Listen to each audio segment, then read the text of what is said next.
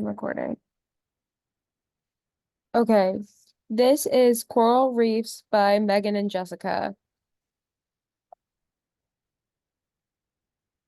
Okay, so coral reefs are formed by millions of polyps creating large carbonate structures, which are known as coral.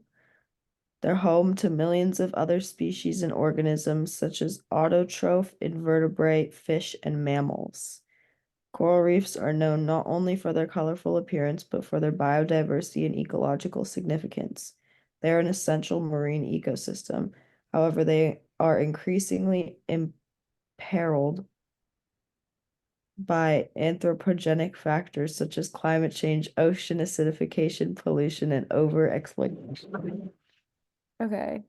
Seaweed. Seaweed are primary producers in coral reefs. They photosynthesize, causing a large output of energy and nutrients into the system. They also provide habitat and shelter to other marine species.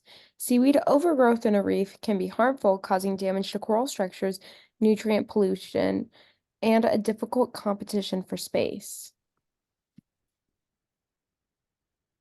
Clams.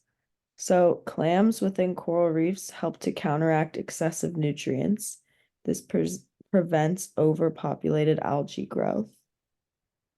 Coral reefs and clams both benefit from each other.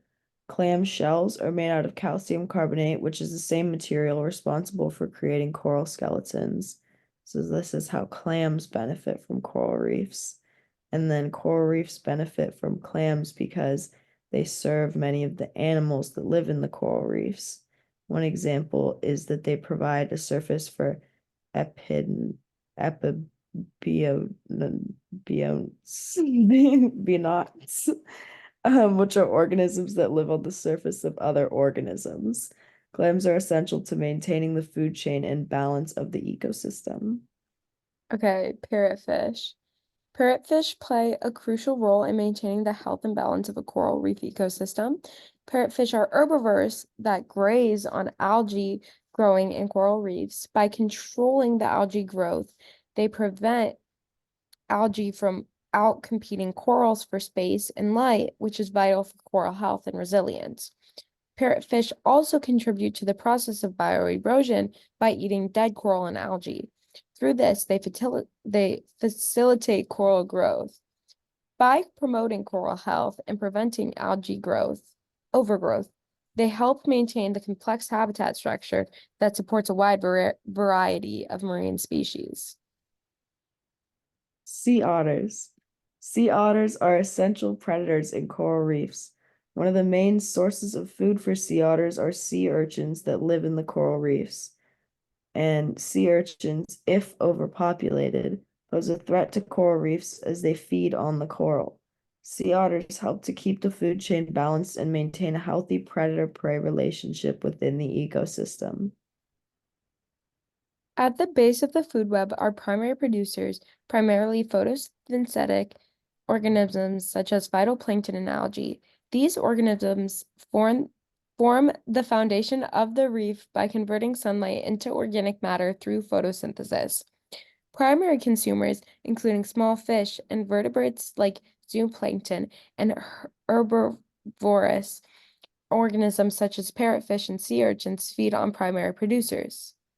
Hereditary consumers occupy the higher levels of the food web and include apex predators like sharks, barracudas, and groupers. In our video, we have sea otters, which are secondary consumers, clams and parrotfish, primary consumers, and seaweed, which is a primary producer.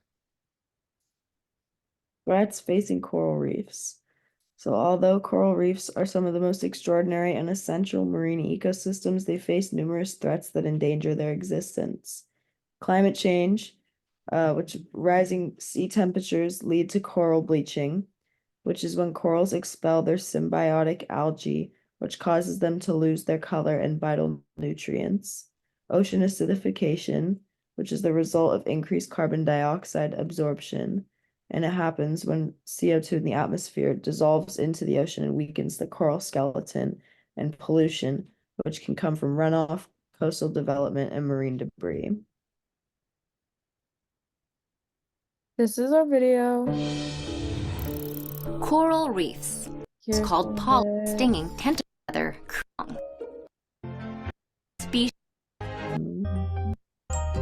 our Okay. ocean. Oh. And some citations. Thank you. Thanks. And how do I stop recording?